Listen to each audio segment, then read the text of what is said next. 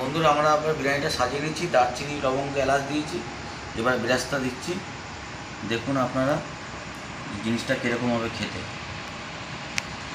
দোকানের থেকে ভালো হবে বিরিয়ানিটা খেতে।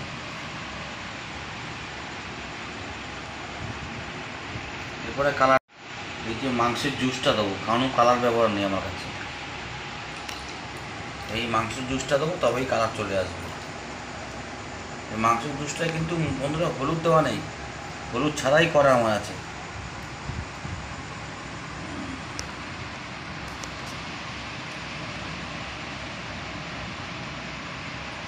বন্ধুরা দেখলে বুঝতে পারবেন যে কোনো হলুদ কিংবা কিচ্ছু দেওয়া নেই, এটা মাংসের জুস করেছি যেটা, সেটা দিয়ে দিতাম।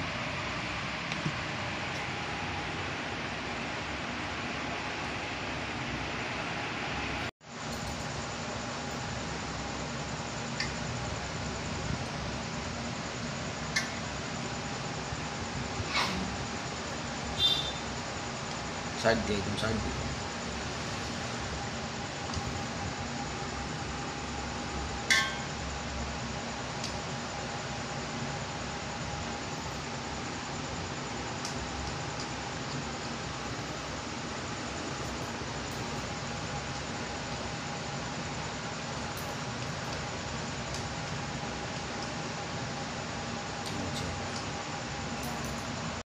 বিরিয়ানিটা আমাদের হয়ে গেছে, দেখো এই যে ঢাকাটা খুলে দিয়েছি, এবার আটাগুলো এই যে বের করে দেওয়া হচ্ছে, এবার আমরা ঢেলে নেব। এই দেখো, এই যে দেখতে পাচ্ছ এটা,